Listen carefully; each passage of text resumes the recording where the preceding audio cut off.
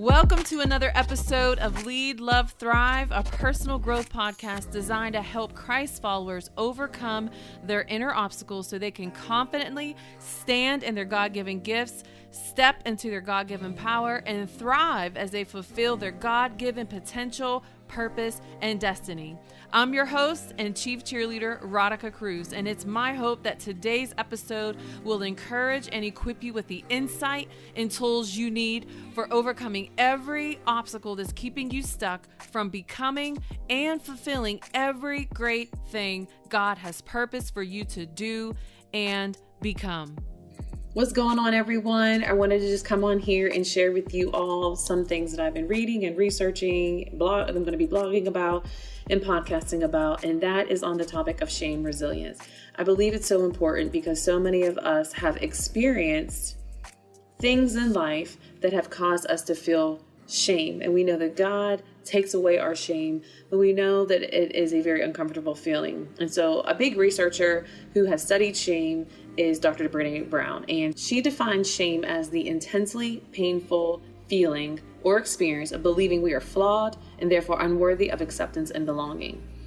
And I can just see how the enemy likes to use this feeling of shame to steal, kill, and destroy our joy, our peace, our potential, our power in God, our confidence, our faith, our hope, our love, our relationships. And so that's why I think it's so important to talk about this thing called shame and learn how to become more shame resilient. Yes, we have God. Yes, we have the Spirit of God, and He takes away all of our shame. But sometimes we need people to walk with us and help us to overcome these feelings and learn how to process them and move through them effectively so that we do not have our joy, our purpose, our power, and our potential robbed from us, right? Because that's the enemy's plan, honestly.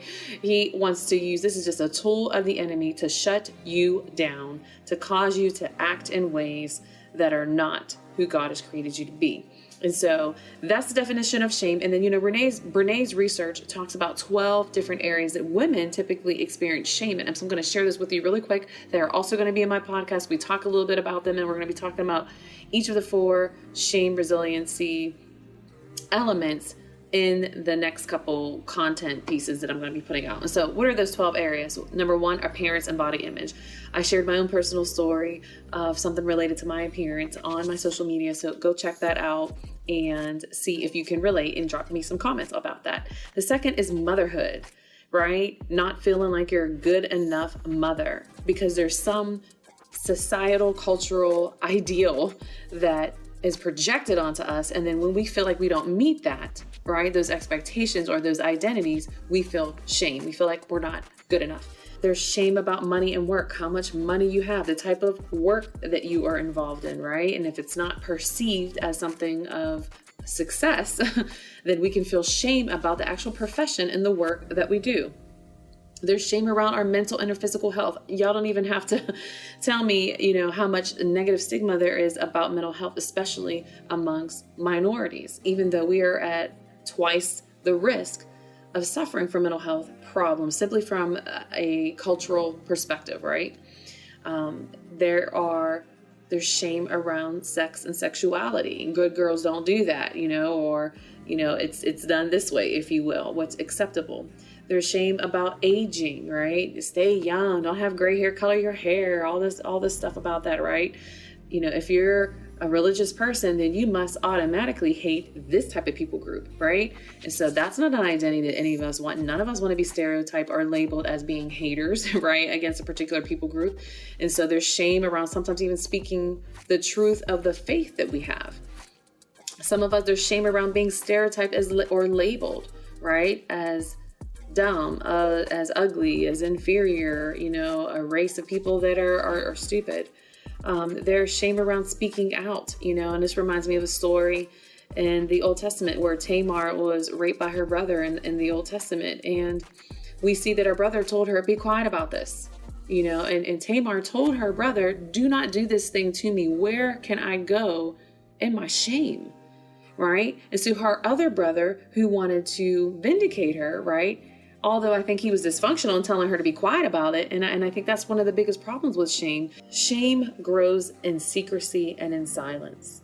And so the more we can speak out against the things that have happened to us. This girl was raped and she was told to be quiet about it. And the scripture says that she lived her life as a desolate woman. And I think that's evidence that shows us that when we experience shameful experiences that have nothing to do with us, right? Nothing that we have done, but things that have been done to us, and we've been betrayed by someone who has taken a part of us that we did not give them permission to take. And by her silence, it caused her to get sick on the inside, and she lived a life of being in desolation, right? So that's what shame can do when we don't call it out, when we don't seek out support and help, and we don't even recognize what we're in. There's shame around being barren, infertility. There's shame about being weak in some area, having a disability, having a disease, having a diagnosis, being betrayed, right? Something about your appearance. There's so many facets of our lives and experiences that cause us to feel shame. And the question is, what do you do with it? The question is not if you're going to experience it, because you will. You live long enough as a human, you will experience these shameful experiences. So the question then becomes, what do I do with it, right? Yes, I bring it to God. Yes, I pray, God, help me to overcome these feelings, because shame, according to the research, is directly correlated with higher levels of depression, of grief, of anxiety, eating disorders, addiction, violence, self-harm, all of those things. And it impacts our faith, it impacts our confidence, it impacts our ability to trust people. So our relationships are impacted, our work is impacted, our joy, our peace, our sense of purpose, our sense of hope, our health, physical health, mental health, all these different things. That's why it's important to talk about this. And I know a lot of people hear the word shame and they feel shame from hearing the word shame. And so they run away from it. And those are typically three ways that we respond. We move away from people in withdrawing, in silence, and solitude, and secrecy. We move against others by using shame to fight shame. So you made me feel shame, I'm going to make you feel shame through the words and the behavior. Or we move toward people to people please in an effort to not feel not good enough, to not feel that distressing feeling, right? So there's these four elements of shame resilience. And the first is recognizing shame and understanding our triggers. We need to know when we are feeling shame. That requires us to raise our emotional intelligence. 2, we need to practice critical awareness. And what does that mean? It means knowing why this shame is actually existing. What is this connected to? What is triggering this? And how does this shame work? How is it manifesting in my life? Am I moving away from others? Am I running away? Am I withdrawing? Am I turning against people with using aggression to fight, using shame to fight shame and being aggressive about it? Or am I trying to people please so that I don't feel that shame, right? All three of those approaches are not healthy. The third is reaching out and telling our story. I love the phrase, whoever said it, that storytelling saves lives, because it helps others to know that they are not alone in their pain. They are not alone in their shame. And it also helps others to know that you are not what happened to you. You do not need to be defined by what was done to you. You did nothing wrong. There's nothing wrong with you. And so the more we open up and share our stories, the more it gives people permission. It gives them the confidence to say, you know what? Yeah, that happened to me too. And it begins to cut shame off at the neck. Because again, shame lives and breeds in silence and secrecy. So the more we speak out, the more shame cannot live. The fourth thing is speaking shame or calling it out, right? Our very survival depends on it. And so again, that is not allowing ourselves to sit in that. And when we see that on other people, not allowing them to sit in it and moving toward them with empathy. Brene Brown believes that empathy is the antidote to shame. And I would say that is very important. But for me, as a person of faith, I believe that God's love is truly the antidote to our shame, because perfect love casts out all fear. And I believe that shame is rooted in fear, because shame believes that I am not good enough. I'm not lovable. I'm not worthy. I'm not attractive, right? And those are all the lies that the enemy wants you to believe about who you are, so he can steal, kill, and destroy your relationships, your future, your work, your contribution, your hope, your optimism, your sense, your potential, your power in God, right? And if he can paralyze you and keep you stuck in shame, keep you silent, keep you small, keep you shrinking back, then he will be able to hold you as his captive, to hold you as his prisoner, and stop you from walking into all that God has created you to be. And so shame is powerful, and we need to cut shame off. We need to say, shame off you, shame off me, because of who I am in God, and his blood, his grace covers me, and I'm not what happened to me, right? Through God, I am able to become everything that he has designed, created, purposed, and positioned me to become. And shame will not have his power over us.